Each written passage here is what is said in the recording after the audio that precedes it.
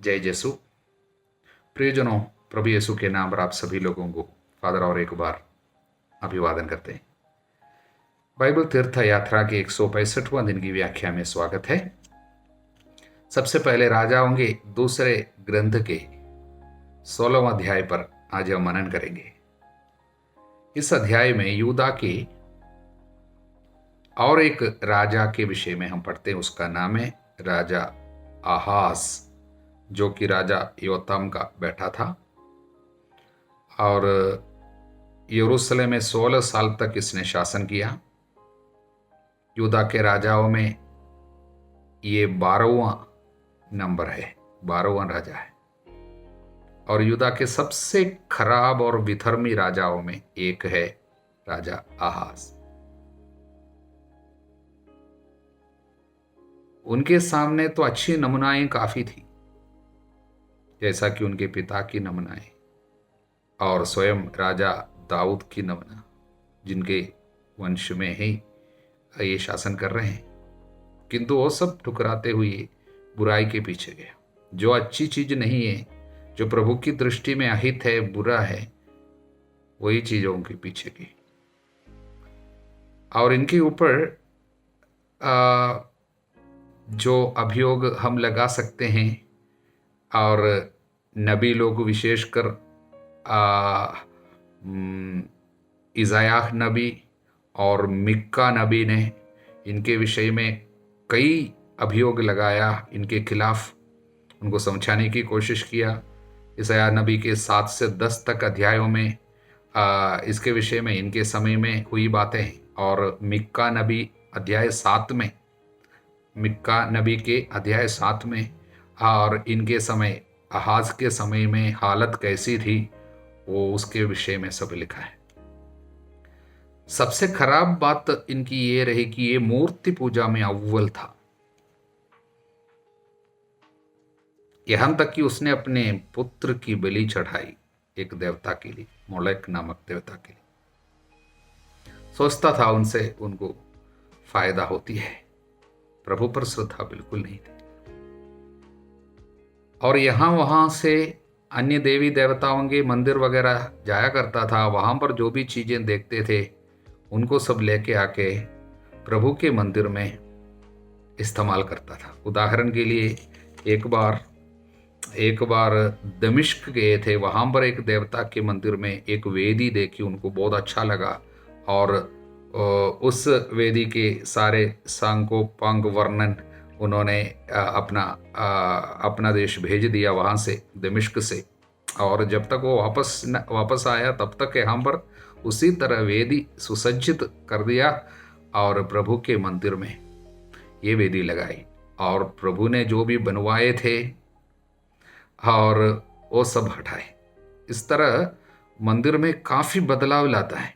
कई चीज़ों को वो हटा दिया और नया यहाँ वहाँ से कुछ चीज़ें लेके आते हैं और सीखते हैं। कुछ चीज़ें आराधना की रीति में भी, प्रभु की आराधना की कुछ रीतियाँ भी उन्होंने बदल डाले और मूर्ति पूजक तत्वों को उन्होंने सम्मिलित करा। इसी अध्याय के वचन 17 में राजा आहाज ने ठेलों के पटरे और चिल मचियाँ हटवाई। उसने कांसे के बाइल हाउस के नीचे से निकलवा कर हाउस को पत्थर के चबूतरे पर रखवाया। इस तरह प्रभु ने सुलेमान को क्या क्या करना है, मंदिर से जुड़ी हुई बातों को सब कुछ आदेश देकर करवाए थे, लेकिन वो सब हटाकर अपनी मनमानी कार्य वो करता रहा।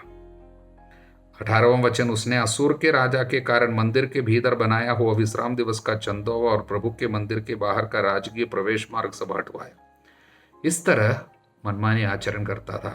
प्रभु से जुड़े हुए कार्यों में भी अपनी इच्छा को पालन करता था और स्वयं पुरोहित बनकर वो बलि भी चढ़ाता था, जो कि राजा के लिए अनुमति नहीं था। पुरोहितों को केवल करने के लिए प्रभु दिया था, वो सब वो करता था।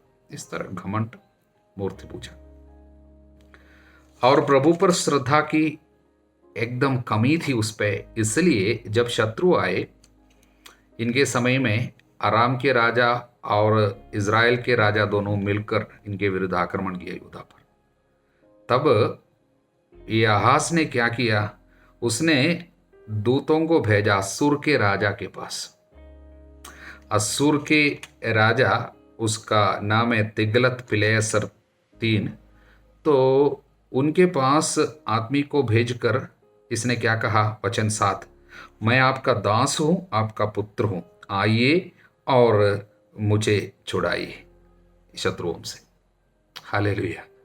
देखिए, जब एक शत्रु आए, जब एक विपत्ति आई, प्रभु के पास नहीं गया, प्रार्थना नहीं की, यहां तक कि उस समय जब ये दो शत्रु मिलके आए और असुर के राजा के पास वो अपने दूतों को भेज ही रहा था, उसके पहले प्रभु ने नबी को भेजा। नबी ईसायाह ने आए, ईसाया आकर उनको बोला, आपको प्रभु एक एक साइन दे देगा।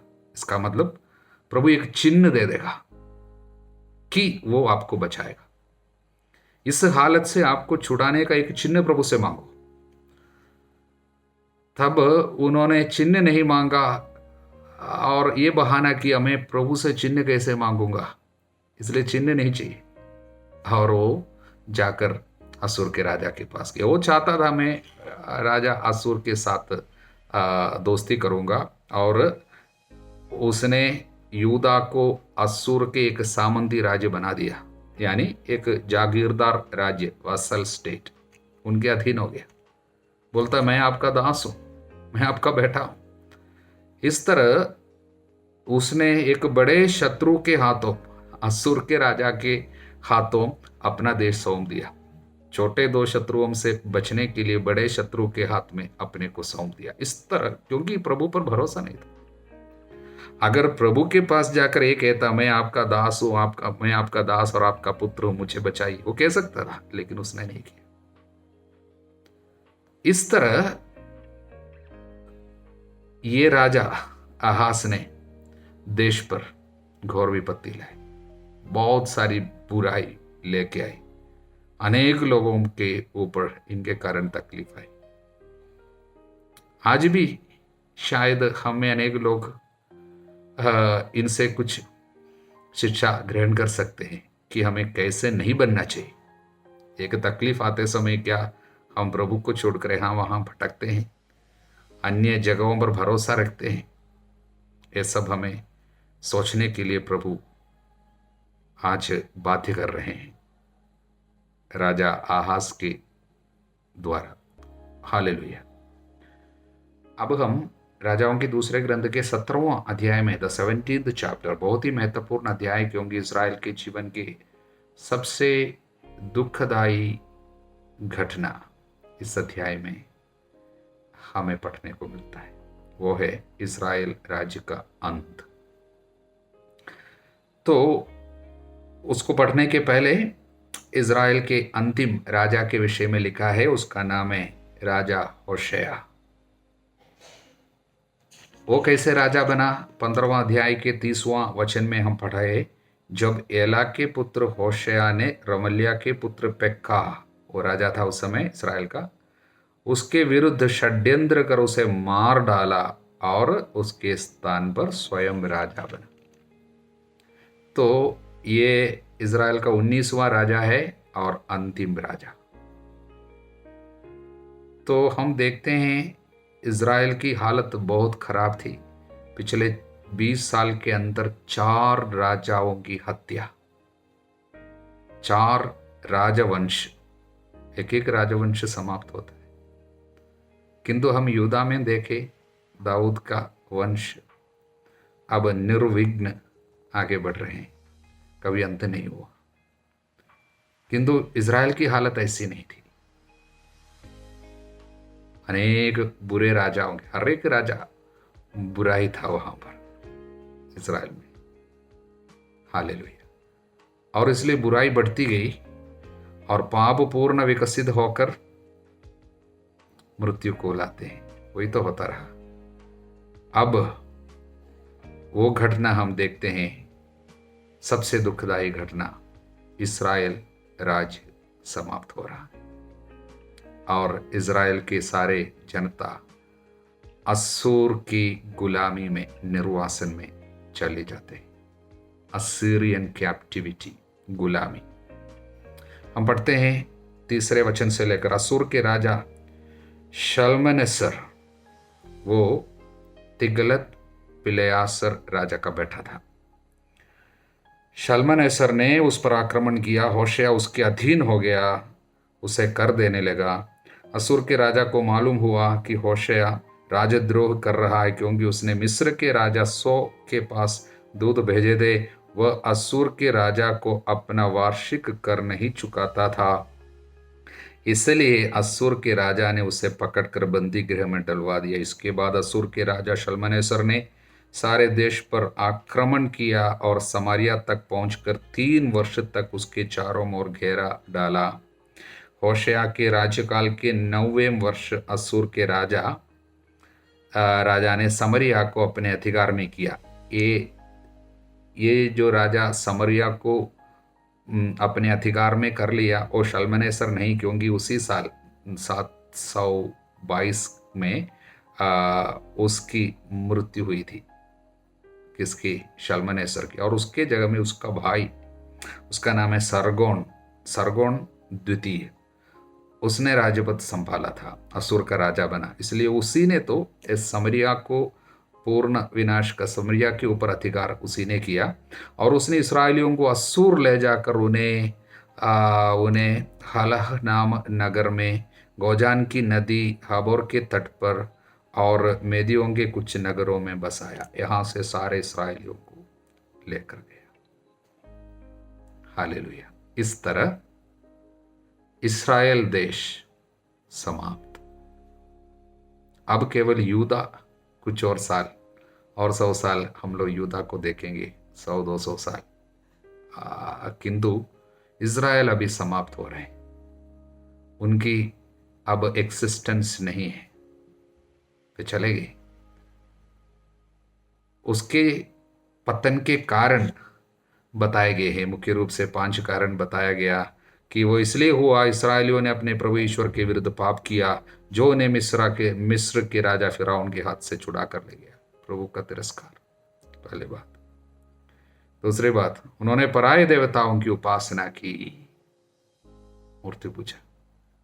तीसरी बात, उन लोगों के रीति रिवाजों को अपनाया जिन्हें प्रभु ने उनके सामने से भगा दिया था। कनानी अनेक देश थे, उनसे कुछ भी सीखना नहीं, उनके रीति रिवाज को अपनाना नहीं प्रभु बोला था, लेकिन उन्होंने वो सब अपनाया।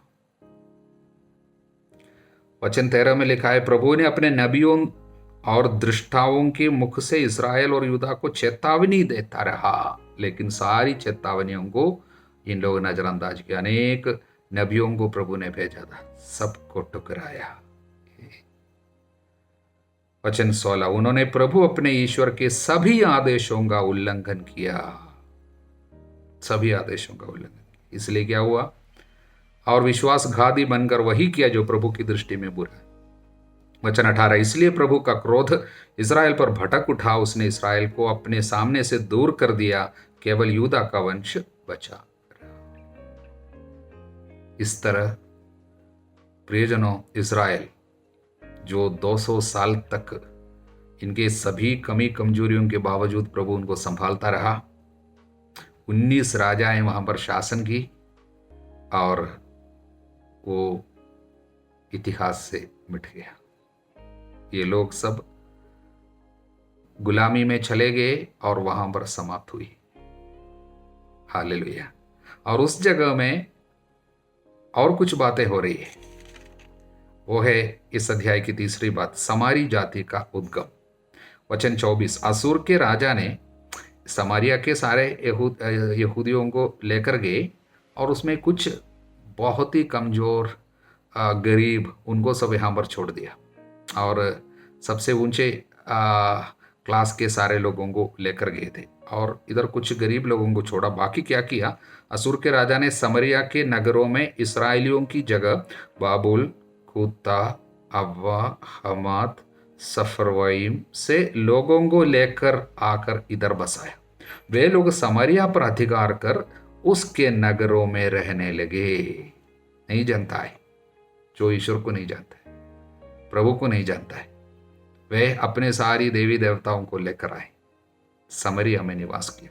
ये समरिया इसराइल का राजधानी, यूदा की राजधानी यरूशलेम। हालेलुया। तो समरिया में रहने लगे। और क्या हुआ, वहां आने के बाद वे प्रभु की उपासना नहीं करते थे क्योंकि प्रभु को नहीं जानते थे। किंतु वो जगह जो है इज़राइल, उस पर प्रभु का एक विशेष आशीर्वाद और अभिषेक था। इसलिए वहां पर रहने वाले लोगों से प्रभु चाहता था कि वो सब प्रभु को जाने, क्योंकि वो जमीन को प्रभु विशेष रूप से इस्राएलियों को दिया था। इसलिए प्रभु ने उनके पास सिंह भेजे और उन्होंने उनमें से अनेकों को मार डाला। उनके जगह में पूरा सिंह आते रहे। असुर के राजा को यह समाचार मिला, किसी ने उनको पहुंचाया ये बातें, आपने जिन लोगों को ले जाकर समरिया के नगरों में बसाया है वे उस देश के ईश्वर की उपासना विधि से परिचित नहीं है।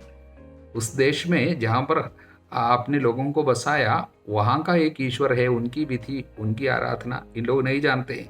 इसलिए उसने उनके पास सिंह भेज रहे, वह उन्हें मार रहे हैं। इसलिए कुछ तो कीजिए। इसलिए क्या हुआ, वचन 28, इसलिए उन याजकों में से एक को वहां भेजा गया, एक पुरोहित को वहां भेजा गया जो समारिया से ले आए गए थे। निर्वासन में चले गए थे, लेकिन राजा निर्वासन से एक पुरोहित को चुनकर भेज दिया वापस।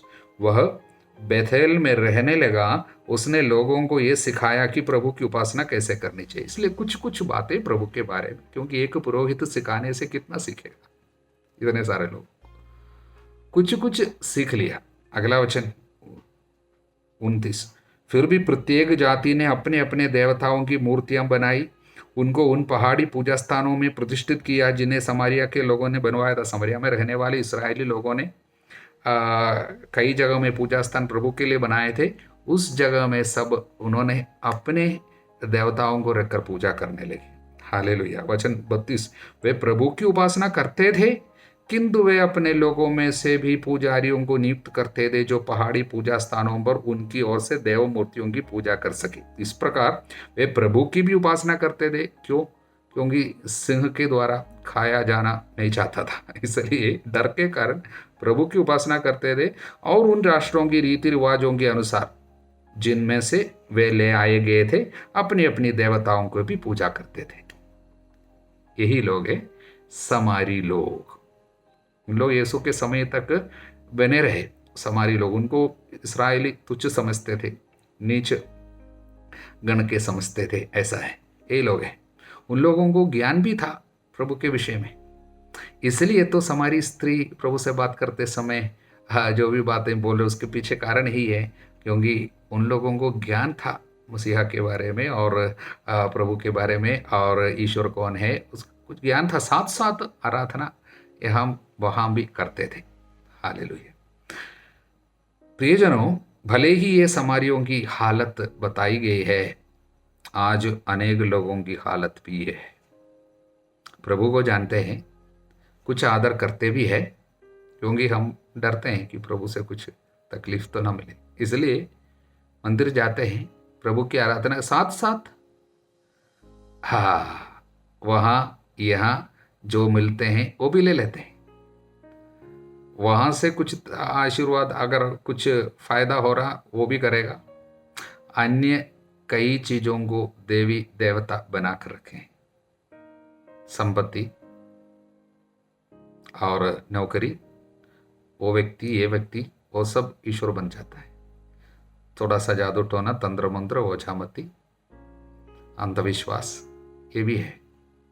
हम भी समारी लोग हैं अक्सर। हालेलुया। किंतु प्रभु इन समारी लोगों पर ज्यादा दया करते हैं इस्राएली लोगों से ज्यादा, क्योंकि इनको ज्यादा नहीं मिला। उनको एक पुरोहित के द्वारा थोड़ी सी शिक्षा केवल, लेकिन बाकी लोग ऐसे नहीं थे, अधिक मिले। इसलिए जिनको अधिक दिया गया उनसे अधिक मांगा जाएगा। हमारी हालत ऐसी नहीं हो, अधिक ज्ञान हमको मिला है, इसलिए प्रभु हमसे पवित्रता में और एक ऊंची दर्जा प्रभु हमसे चाहते हैं। प्रभु को धन्यवाद। यही है 17वां अध्याय। अब हम स्तोत्र संख्या 123 को जरा समझने की कोशिश करें। ये तीर्थ यात्रा के स्तोत्र के गण में आते हैं। चौथा स्तोत्र है तीर्थ यात्रा का, और इस स्तोत्र में स्तोत्र ग्रंथकार एक विशेष आशीर्वाद, प्रभु की दया, प्रभु की मदद मांगते हैं, क्योंकि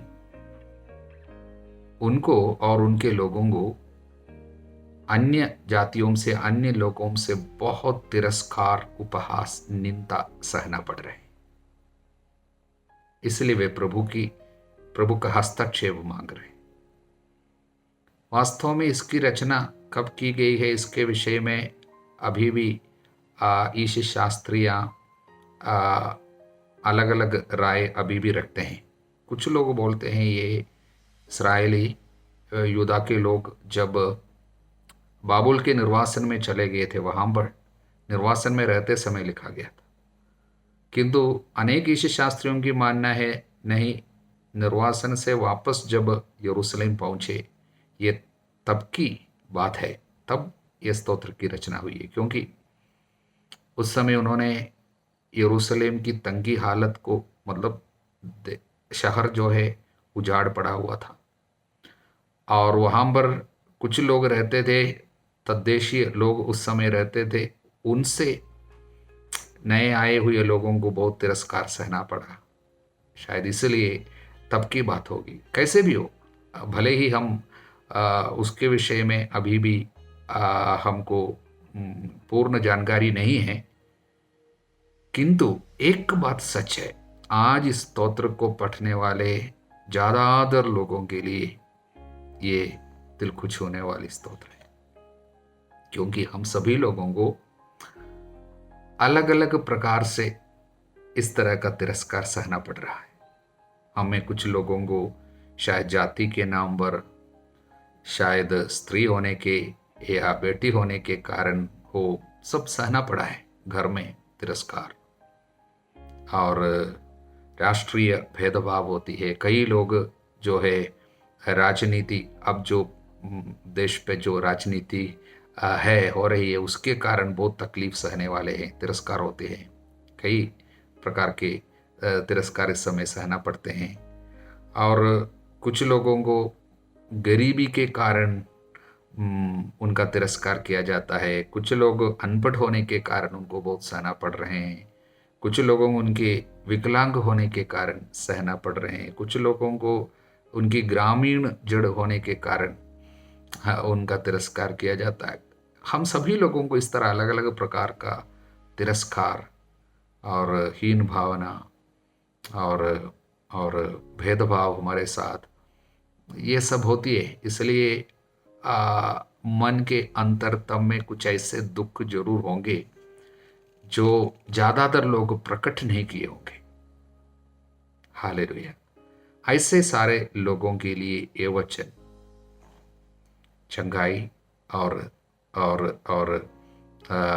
एक स्वास्थ्य लाभ और प्रभु की कृपा लाते हैं। वचन 3, हम पर दया कर प्रभु, हम पर दया कर, हम तिरस्कार सहते सहते तंग आ गए हैं। हमारी आत्मा धनियों के उपहास, घमंडियों के तिरस्कार से तंग आ गई है। इसलिए जिस तरह दासों की आंखें स्वामी के हाथ पर टिकी रहती है, जिस तरह दासी की आंखें स्वामिनी के हाथ पर टिकी रहती है, उसी तरह जब तक प्रभु दया न करे हमारी आंखें उस पर टिकी हुई है। बहुत सुंदर स्तोत्र, प्रभु को धन्यवाद। अब हम गलातियों के नाम संत पौलुस के पत्र के अध्याय 3 को जरा समझने की कोशिश करें।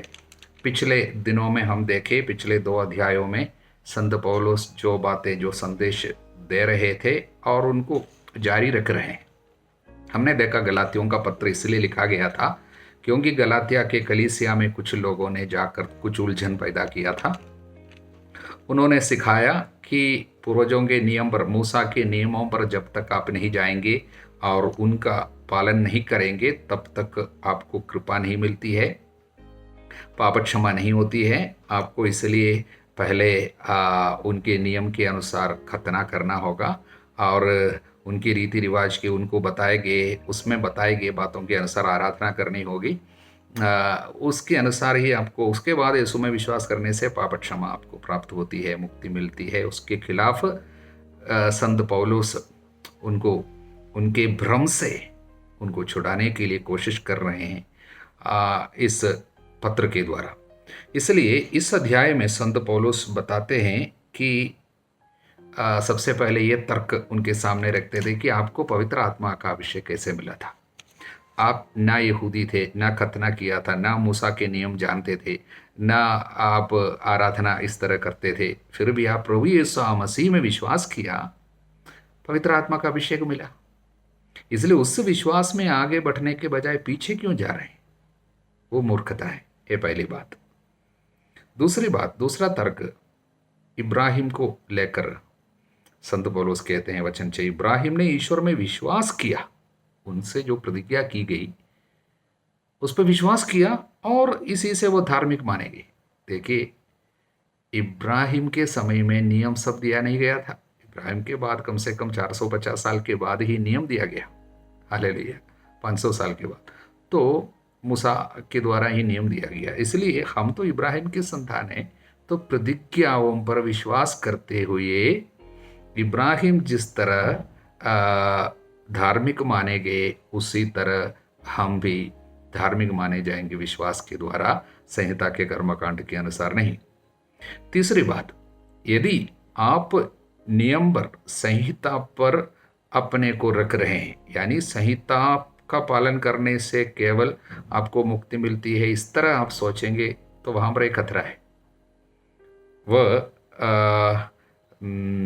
विधि विवरण ग्रंथ के अध्याय 27 के वचन 26 को यहाँ पर 10वां वचन में लेके आते हैं और कहते हैं, उसमें लिखा है, संहिता में लिखा है, विधि विवरण 27-26 में क्या लिखा है? जो व्यक्ति संहिता ग्रंथ में लिखी हुई सभी बातों का पालन नहीं करता रहता है वो श्रापित है। हालेलुया। हाँ, उसमें क्या लिखा है?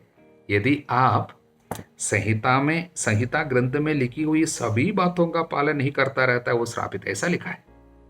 हालेलुया। श्राप आपके ऊपर आता है यदि आप संहिता के लिए अपने को छोड़ देते हैं, संहिता को अपने ऊपर अधिकार देते हैं, तो क्या होता है? आपके ऊपर श्राप अभी भी है। कारण ये तो स्पष्ट है कि कोई संहिता के कारण ईश्वर की दृष्टि में धार्मिक नहीं होता। कारण 613 नियम है, इसको सब आप पूरा नहीं कर सके। अगर नहीं करने से, उसमें एक नियम भी आप छोड़ने से, आप तोड़ने से आपके ऊपर श्राप है, आप श्रापित है। इसलिए संत पौलुस कहते हैं, ये श्राप के अंतर्गत हम थे, लेकिन प्रभु ने हमको छुड़ाया। वो श्रापित हो गया हमारे कारण और हम बच गए। अब ईसा मसीह में विश्वास, उनके दुख भोग की योग्यता, विश्वास के द्वारा दावा करो, हम बच जाएंगे श्राप से। इसलिए वह एक और वचन लेके आते हैं, 11वां वचन में हम देखते हैं, धार्मिक मनुष्य अपने विश्वास के द्वारा जीवन प्राप्त करेगा। एक हबक्कुक के अध्याय 2:4 है। धार्मिक मनुष्य विश्वास के द्वारा ही जीवन प्राप्त करेगा। हालेलुया। और अंत में एक और वचन हम पढ़ेंगे 23 से लेकर, विश्वास के आगमन से पहले, यानी प्रभु के आगमन से पहले हमको उसके प्रकट होने के समय तक, यीशु के प्रकट होने के समय तक संहिता के निरीक्षण में बंदी बना दिया गया था। हम संहिता के निरीक्षण में बंदी बनकर बैठे थे। संहिता प्रभु इसलिए दिया कि हम पाप में और बढ़ते ना जाए, इसलिए हमको बांध कर रखा था नियम के द्वारा। हालेलुया। दूसरी बात, इस प्रकार जब तक मसीह नहीं आए और हम विश्वास के द्वारा धार्मिक नहीं बने, तब तक संहिता हमारी निरीक्षक रही। इस संहिता के द्वारा हम लोगों को निरंतर प्रभु की पवित्रता का बोध मिलता रहा, प्रभु का स्टैंडर्ड क्या है, और हमको पता चलता रहा उस नियम के कारण कि हम कभी उतनी पवित्रता में अपने से नहीं पहुंच सकते। इसलिए हम लोगों को ये नियम के द्वारा बराबर प्रभु याद दिलाता रहा कि हमको मुक्तिदाता की जरूरत है, हम अपने से ये प्राप्त नहीं कर सकते हैं। इसलिए ये एक निरीक्षक रहा हमारे ऊपर, हमको बंदी बनाकर रखा, और जब वो आए, मसीहा आए, तब फिर निरीक्षक की जरूरत नहीं, हम उनके अंतर्गत चला गया। अब विश्वास आया है, हम निरीक्षक के अधीन नहीं है। हालेलुया। इसलिए हम ईसा मसीह में विश्वास करने के कारण ईश्वर की संतति है और आगे एक और वचन 27, क्योंकि जितने लोगों ने मसीह का बपतिस्मा ग्रहण किया उन्होंने मसीह को धारण किया है। बपतिस्मा का अर्थ, हम बपतिस्मा लेने का मतलब है यीशु को धारण करते हैं, पुट ऑन क्राइस्ट। अब यीशु से हम भर जाते हैं, यीशु में हम डूब जाते हैं। यीशु हमारे ऊपर, हमारे अंदर पूर्ण रूप से हम इस, जैसे पानी में एक आदमी डूबता है तो पानी दिखाई देता है, उसी तरह हम प्रभु में लीन हो जाता है। प्रभु हमारे ऊपर रहता है, प्रभु ही हमारे अंदर काम करता है। इसलिए हमारे ऊपर जो नियम का निरीक्षण और नियम का नियम हमको बंदी बनाकर रखे थे, उसमें से हमको छुटकारा मिला। अब हम नियम के अधीन नहीं है कि वो मत छुओ, वो मत खाओ, और 613 नियम जो भी था उसके ऊपर अब एक ही नियम है, ईसा मसीह में विश्वास करना और उनके प्यार का नियम। उनको प्यार करने के कारण हम लोग दूसरों को प्यार करते हैं, क्षमा करते हैं। हालेलुया। इसलिए प्यार का नियम केवल लागू है। उसके द्वारा जब हम प्यार करेंगे प्रभु को, तब हम लोग अब व्यभिचार नहीं करते हैं, चोरी नहीं करते हैं, झूठ नहीं बोलते हैं। क्यों? डर के कारण नहीं कि ये नियम नहीं करने से, इसका पालन नहीं करने से हम लोग श्राप में आ जाएंगे, इसलिए नहीं, बल्कि हम इसलिए करते हैं कि हम यीशु को प्यार करते हैं। मेरे लिए मेरा प्रभु मरा, हम प्रभु को धारण करते हैं। तब क्या है, प्रभु के अलावा और कोई स्वभाव हमको नहीं चाहिए।